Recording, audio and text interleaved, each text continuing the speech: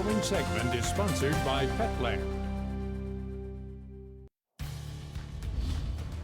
7:14 on Fox 20 Morning Live. Ron's here from Petland. We're talking Halloween safety for pets, and I suppose snow's probably on that list of things. Yeah, a little slick out there for them. In preparing for this, like my thing is like it's warm. Let's get out. Let's have some fun. And as I'm driving in today, I'm like going, I don't know if this little one's gonna want to go outside. I think it's gonna make it easy on Halloween and pets might this be, week. yeah. Or, well, especially, I mean, they might be buried in some of the drifts out there right now. If they go out, yeah, exactly. So, all right, we got to introduce our guests. We got a little miniature schnauzer.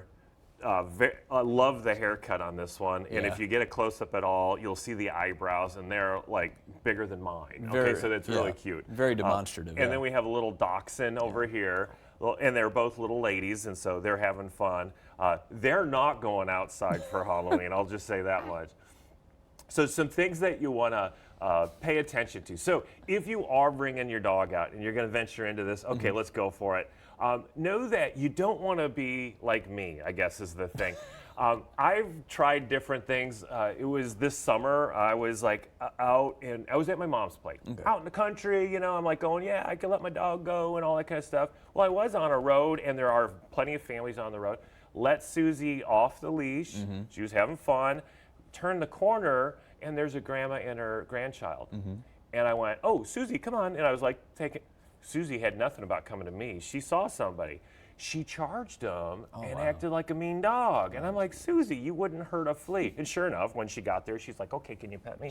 But meanwhile, the poor boy was all like frightened and like, you know, hugging grandma. And grandma was like, how dare you, you know, didn't say anything. They were actually nice about it.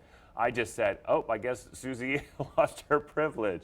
So that's the kind of thing that you want to avoid this Halloween. So if you're going trick-or-treating, oh, bring your dog. That's cool. Let's do it. Maybe you're the parent that's out at the sidewalk with the dog on the leash. There you go. While the kids are running up and back and forth.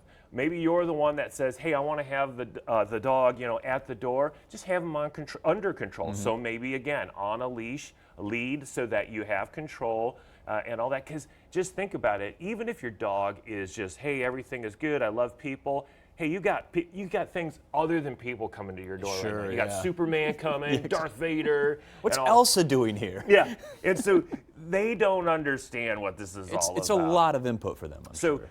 You get the drift on the be safe with people thing. All right, so now also don't let, you know, you got the pumpkin out there. Dogs like to eat things. And they can, you know, let's say, you know, that pumpkin, especially this morning, is not probably looking too good. Getting a little moldy maybe. So you don't want your dog getting into that kind of stuff because that could lead to an upset stomach. Hey, we also need to talk, if we're talking about eating, and this is Halloween, there's chocolate everywhere. Everybody needs to know, and I think you all know that chocolate is not good for your dog. In fact, it's lethal. Again, we've experienced it. My little dachshund ate a whole brick of chocolate, and we were at the emergency room as a result. Luckily, they, you know, got it all out and all that kind of stuff. But you don't want to go through that experience. Costumes, gosh. The veterinarians say skip the costumes. I'm like, that is not going to happen. National Retail Federation says $500 million Americans are going to spend on costumes. Okay, the cat's out of the bag, the dog's in the costume. Save the money. What you want to do for your dog is, here, you're already on the day, start putting your dog in the costume now. And only for 10 seconds if it's really not a bad experience or whatever. And then lengthen it out. Give them treats while they're in it. Make it a fun time. That's how you're going to get them in the costumes. And then do we have time for one more? There's so much stuff, but we covered a lot. Just, hey, get your dog's ID tags on there. If you're not already microchipped, make sure you microchip and register it in the national database. That's what makes it work. Ron from Petland always bringing all the questions and answers, and you can keep in contact with them by heading to the website. Also call 319-512-7949.